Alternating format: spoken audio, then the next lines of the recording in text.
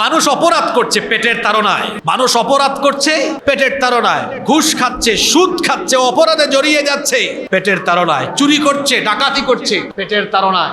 পড়াশোনা শেষ করে আমার দেশে কত লক্ষ লক্ষ ছেলে মেয়ে চাকরি নাই, বেকার পড়ে আছে। আমার দেশে এমন কত মানুষ আছে যারা এক বেলাও খাবার খেতে পারে না, রাস্তায় রাস্তায় মানুষের কাছে খাবার চায়, তার পেটে খাবার নেই, তার পরিবারে খাবার নেই। এই যে দেশে এত ক্ষুধার্ত মানুষ, এত দরিদ্র মানুষ, এই ক্ষুধা এবং দারিদ্রতা নিরসনের জন্য মানুষের তৈরি করা সুদ ভিত্তিক অর্থনীতি দিয়ে কোনোদিনও এই বেকার এবং এই সকল ক্ষুধার্ত মানুষদের ক্ষুধা আর বেকার মানুষের বেকারত্ব আপনি দূর করতে পারবেন। এজন্য আল্লাহর দেওয়া অর্থনৈতিক ফর্মুলা গ্রহণ করতে হবে। রাষ্ট্র ব্যবস্থায় যদি কোরআনের আইন প্রতিষ্ঠা হয়ে যায়, তাহলে সেই রাষ্ট্রেরই দায়িত্ব হয় রাষ্ট্রীয়ভাবে সে জাকাত কালেকশন করবে, রাষ্ট্রীয়ভাবে সে আবার জাকাত বন্টন করবে। এখন তো আপনারা যার যার জাকাত যার যার মতো দিয়ে দেন, কেউ কারো উপরে খবরদারি চালায় না। কিন্তু রাষ্ট্র ব্যবস্থায় যদি কোরআন প্রতিষ্ঠা থাকে, আপনি নিজের ইচ্ছা মতো আর জাকাত যে কোনো জায়গায় দিতে পারবেন না। তখন আপনার জাকাতের টাকা কালেকশন করবে কে? সরকার। সরকার নিয়ে সারা দেশের সকল মুসলমানদের যাদের উপর জাকাত ফরজ, তাদের জাকাতের অর্থগুলো এক জায়গায় জমা করবে। সেখান থেকে জাকাতের খাতে সরকার ডিস্ট্রিবিউট করবে, ব্যয় করে দিবে। এর ফায়দাটা কি হবে শুনেন, এর কল্যাণটা কি হবে শুনেন। মনে করেন আমরা এখানে 5 জন, আপনার জাকাত আসলো 50,000, আমার আসলো 30,000, আরেকজনের 70,000, আরেকজনের 20,000, এরকম করে করে 5 জনের জাকাত আসলো 2 লক্ষ টাকা। কত টাকা? 2 লক্ষ টাকা। আমরা এই 5 জন ব্যক্তি এবার 200 জন, এবার আমরা 400 জন মানুষ ডেকে নিয়ে আসলাম। কতজন? 400 জন মানুষ। প্রত্যেকে আমরা 500 টাকা করে করে বন্টন করে দিলাম। তো 400 জন মানুষকে জন প্রতি 500 টাকা করে দিলে কত টাকা শেষ হয়ে যায়? 2 লক্ষ টাকা শেষ হয়ে যায়। এখন আপনারা আমাকে বলেন তো, আমাদের 5 জনের 2 লাখ টাকা 400 জন মানুষকে 500 করে দিলাম, জাকাত হিসাবে বন্টন করে দিলাম। এর দ্বারা কি এই 400 জন মানুষের ক্ষুধা দূর হয়ে যাবে? দারিদ্রতা দূর হয়ে যাবে? না, এক বেলা খেতে পারবে, পরের বেলা আর খাইতে পারবে না। জাকাতের উদ্দেশ্য এটা নয়। আপনার জাকাত প্রোডাক্টিভ ওয়েতে আদায় হয় নাই।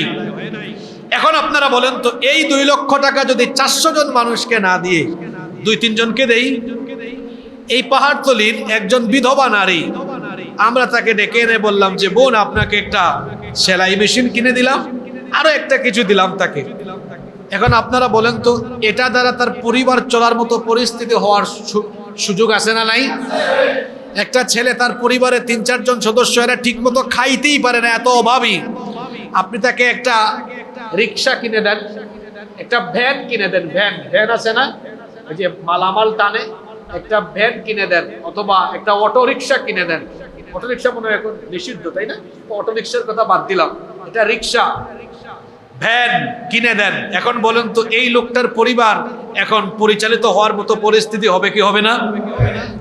ওই উত্তরবঙ্গে সফর করলে দেখবেন বহু জায়গা জমি আছে, অনেক গরিব মানুষ জায়গা আছে, হালের 2টা গরু বলদ কিনে দিলে চলতে পারবে, অথবা একটা গাভী কিনে দেন, ওটা দিয়ে হাল চাষও হবে, আবার দেখা যাবে বছরে বছরে বাচ্চাও দিবে, দুধও বিক্রি করতে পারবে।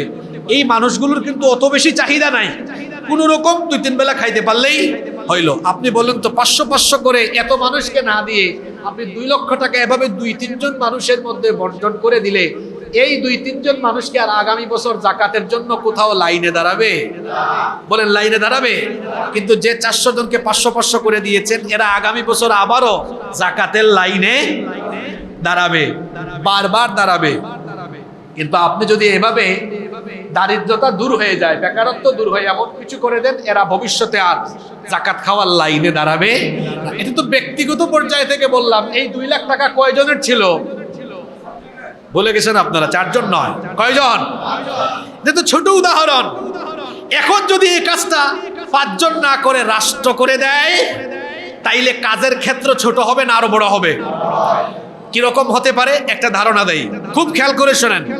মনে করেন 2025-26 অর্থ বছরে বাংলাদেশ থেকে জাকাত কালেকশন করা হলে, আমি যদি একটা ছোট্ট ধারণা দেই, হিসাব বোঝানোর জন্য ছোট করে বলি, এই বছর সরকার সারা দেশ থেকে কালেকশন করলো 1,40,000 কোটি টাকা, মানে 140,000 কোটি টাকা। এই টাকাটা কিন্তু খুব অল্প, এটা চট্টগ্রাম বিভাগ দিয়েই আমার মনে হয় কাভার হয়ে যায়। মানে এই বিভাগেই এত টাকা উঠতে পারে, সারা দেশে আরো বেশি উঠবে। কিন্তু আমি হিসাব বোঝানোর জন্য একটু ছোট করে হিসাব টানলাম, একটু সবাই মুখস্থ রাখার চেষ্টা করেন। সারা দেশ থেকে সরকার উত্তোলন করলো 2025-26 অর্থ বছরের জন্য 140,000 কোটি টাকা। সবাই বলেন তো কত হাজার কোটি?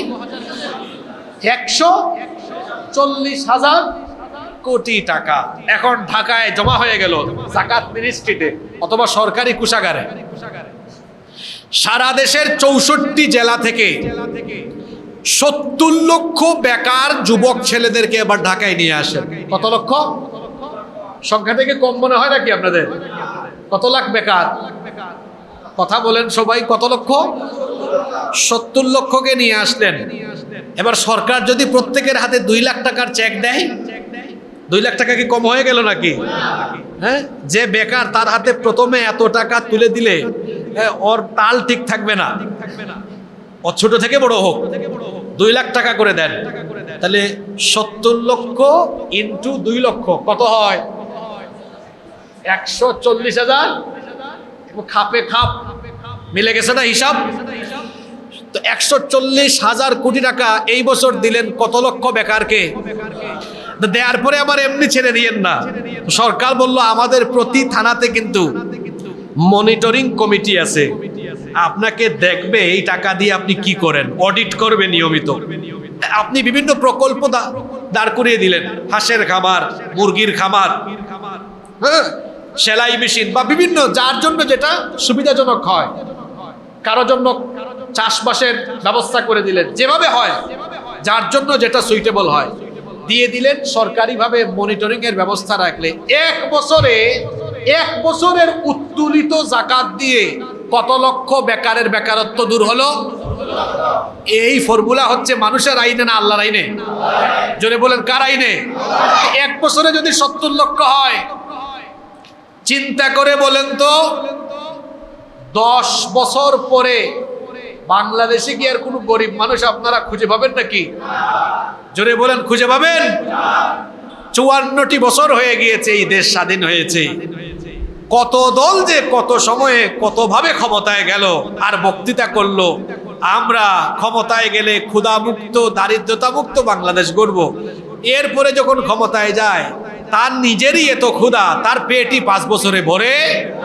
ও মানুষের পেট ভরাবে কখন? তার তো নিজের পেটই ভরে না, তার এত ক্ষুধা, এত ক্ষুধার্ত, তার নিজের পেটই ভরে না, মানুষের পেট ভরাবে কখন? 54টি বছর ধরে এভাবেই দারিদ্রতা আর ক্ষুধা কমানোর কথা বলে কমাতে পারেনি, বরং এরাই দেখা যায় যারাই ক্ষমতায় যায় ক্ষুধার্ত মানুষ আর গরিব অসহায় মানুষের সম্পদ লুণ্ঠন করে নিজেরা আঙ্গুল ফুলে কলা গাছ হয়েছে। এরা ভাগ্য বদলাতে পারে না, এই মানুষের পারবেও না। এজন্য বলুন তো এই রকম ফর্মুলায় একটি ক্ষুধা মুক্ত দারিদ্রতা মুক্ত বাংলাদেশ আমরা পেতে চাই কি চাই না? এজন্য কার আইন দরকার? জোরে বলেন কার আইন দরকার? আপনারা আল্লাহর আইন চান কি চান না? এজন্য আমি তো বলি আপনারা 54 বছর বাংলাদেশ পরিচালনার দায়িত্ব অনেককেই দিয়ে রেখেছেন, সব দেখছেন আপনারা, কিন্তু ইসলামপন্থীদের হাতে বাংলাদেশ কোনোদিন কখনো দেননি।